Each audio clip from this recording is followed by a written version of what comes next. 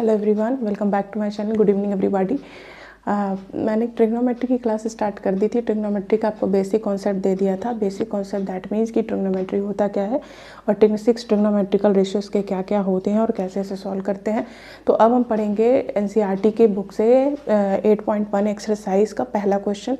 इसमें 2 क्वेश्चन दे रखा है। एक आपको राइट एंगल ट्रायंगल दे दिया है, राइट एंगल ट्रायंगल ABC, जिसमें AB की वैल्यू दे रखा है, BC की वैल्यू दे रखा है, और आपको एक इन्फॉर्मेशन दे दिया कि राइट एंगल ट्रायंगल है। तो वी नो कि in which triangle we are studying about trigonometry in only and only right angle triangle. तो इट अंडरस्टूड किया आपका ये राइट एंगल ट्रायंगल ही है। अब हमको निकालना क्या है, 2 क्वेश्चन इसमें दे रखे, एक साइन है, कॉस है, साइन सी कॉस सी। बहुत मेजरली बच्चे इसमें गलती करते हैं। एंगल ए और एंगल बी, एंगल सी, इस पे ध्यान नहीं देते। कभी कभी आपको एंगल ए से पूछ लेता है। एंगल ए दैट मीन्स अगर पी क्यू आर दिया सिक्वेंसली तो 2 एंगल को अलग अलग तरीके से पूछ सकता है।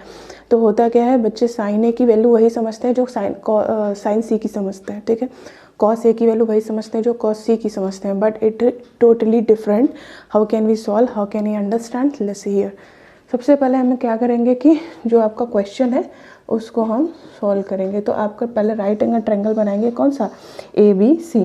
सबसे पहले एक चीज़ और आपको पता होना चाहिए कि राइट एंगल ट्रायंगल में जो राइट एंगल है वो कहाँ बन रहा है। तो राइट एंगल एंगल B पे बन रहा है, मैंने लिखा नहीं है, आप ये जान लीजिएगा। ये राइट एंगल कहाँ बन रहा है, B पे। तो ये A हो जाएगा और ये C, ठीक है। आप इसे इंटरचेंज भी कर सकते हैं, नो प्रॉब्लम, ठीक है। ABC, अगर आप यहाँ A लिखते तो ABC हो जाता, ठीक है। अब जो वैल्यू दी है we will put here. AB की वैल्यू क्या है, 24 सेंटीमीटर। अब BC की वैल्यू क्या है, 7 सेंटीमीटर, ठीक है। अब हम लोग क्या करेंगे, पाइथागोरस थ्योरम लगा के हम लोग क्या निकालेंगे, AC।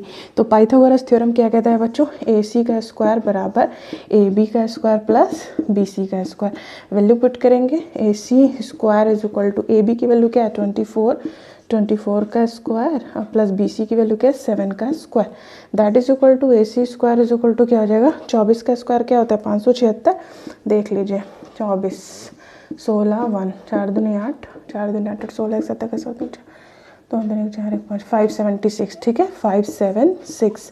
अब प्लस 7 का 49, फिर यहाँ 49 ऐड कर दीजिए, 625 कितना आ गया, 625। तो AC का अंडर रूट 625 कितना हो जाता है, ये किसका स्क्वायर होता है, 25 का। तो इसका मतलब आपका हाइपोटेनस की वैल्यू कितनी आ गई, 25। और ये hypotenuse always greater than rest of the side, ठीक है। तो 24 7 से बड़ा कौन है, 25 है, ठीक। तो हमारे पास अब क्या आ गया, रिमेनिंग साइड आ गई, मतलब हमारे पास हर चीज़ मौजूद है। अब हम लोग क्या करेंगे, साइन ए कॉस ए की वैल्यू निकालेंगे। तो अगर ए दोनों जगह ए है तो हम यहाँ खड़े होंगे, कहाँ खड़े होंगे, यहाँ। मतलब हमारा जो लोकेशन होगा देखने का यहाँ से होगा, ठीक है।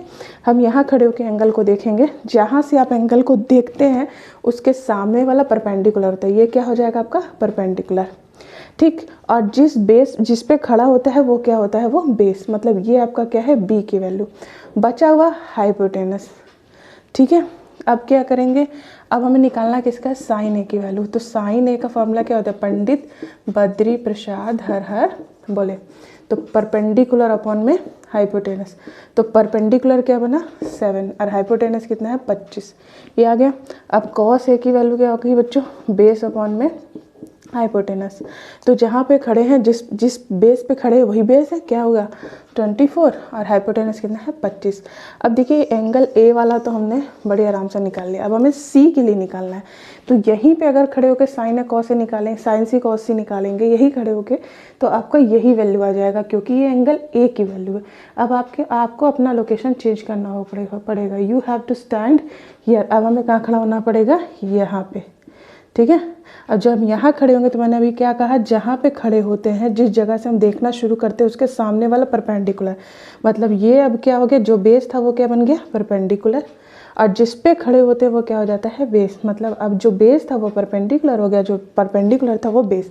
हाइपोटेनस नेवर चेंज, क्योंकि ये लॉन्गेस्ट साइड होती है और आपको ये दिमाग में होना चाहिए। कन्फ्यूजन सिर्फ परपेंडिकुलर बेस में होता है, और सबसे लंबी वाली तो हाइपोटेनस होगा ही होगा, इट्स श्योरली 100% श्योर, ठीक है। तो ये बचा हुआ क्या हो गया, हाइपोटेनस। अब हमें निकालना है क्या, साइन सी। तो फिर वही परपेंडिकुलर अपॉन में हाइपोटेनस। अब हम यहाँ खड़े तो हमारे लिए परपेंडिकुलर कौन है 24, हाइपोटेनस क्या है 25, हाइपोटेनस नेवर चेंज। फिर कॉस सी, क्या हो जाएगा, यहाँ खड़े हैं तो बेस क्या है 7 और यहाँ पे क्या हो जाएगा, लिख लीजिए बेस अपॉन में हाइपोटेनस। तो बेस क्या है 7, हाइपोटेनस क्या है 25। तो आप देख रहे हो कितनी आसानी से ये आपका दोनों सोल्यूशन निकल गया। तो इस तरह से हम एंगल के कन्वर्जन को समझते हैं। एंगल ए दे रखा है तो एंगल ए के सामने खड़े होंगे, एंगल सी पूछ रखा है तो एंगल सी के सामने खड़े होंगे। अगर आपको यहीं पे ए बी सी की जगह कोई और नेम नॉमेनक्लेचर ले ले, पी क्यू आर ले ले, तो भी कोई मसला नहीं है। आपको सेम इसी के कॉन्सेप्ट पे बाकी सारे क्वेश्चन बनाने हैं, ठीक है। तो ये पहला क्वेश्चन था जो हमने डिस्कस कर लिया। अब हम इसके नेक्स्ट क्वेश्चन को नेक्स्ट वीडियो में देखेंगे। तब तक आपको अच्छा लगे तो लाइक शेयर और सब्सक्राइब करना ना भूलें और वीडियो को शेयर करें।